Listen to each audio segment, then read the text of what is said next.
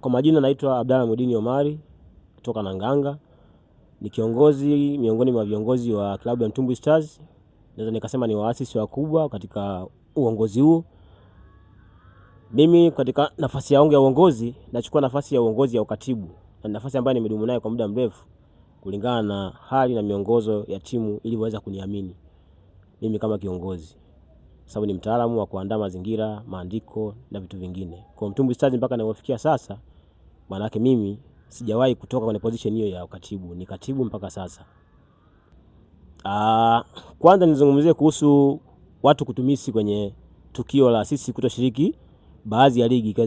Nafikiri ni mwaka jana ligi ambayo sisi hatukushiriki kulingana na hali za kiuchumi. Kidogo timu ilikuwa imeyumba kiuchumi, na ifikia wakati unapoyumba kiuchumi kwenye timu lazima ukubali matokeo. Kwa sababu timu ili hiyo timu maana yake inatakiwa kuwe na utaratibu mkubwa sana wa kuweza kuitengeneza, hasa unapokwenda kwenye michuano. Kwenye michuano hakuna mchuano mdogo. Mchuano huu mdogo, kila mchuano hata kama ukawa ni wakuku ni mchuano mkubwa. Watu wanakuja kushindana kutoka hapa na pale, wanaongeza mashindano yake, mtu mwingine atakuja kwa namna yake na atakuja kwa namna yake. Utafika siku sana wewe hautakubali. Sasa kabla tujaingia kwenye mchakato wa matatizo, tukasema hapana, hata tutulie kwa sababu ni wazoefu wakubwa sana na mashindano. Kwa uchumi ndio lituumbisha sisi kutoonekana katika hizi siku 3 au miaka 2-3 ya msimu wa ligi. Kwa sasa mimi nisema kwamba Mtumbwi ilikuja na project mpya.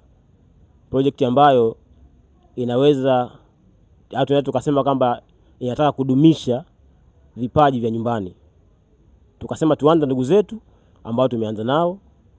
Tuna vijana takriban wasiopungua 25. Tumeanza nao mazoezi, nafikiri mpaka sasa wanachukua mwezi kama 4 hivi, na wameshaanza kufanya mazoezi takriban ya mechi 4 au 5 kuelekea mechi ya kesho.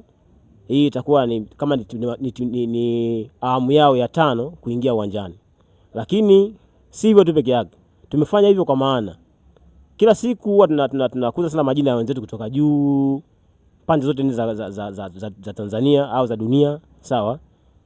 Huwa watu tunasajili, ni yake tukisema pande 4 kaskazini mashariki, huwa tunaangalia wapi anapatikana mchezaji mzuri, tunasajili kwa kiwango kikubwa sana mpaka tunafikia wakati tunakuwa na zaidi ya madeni.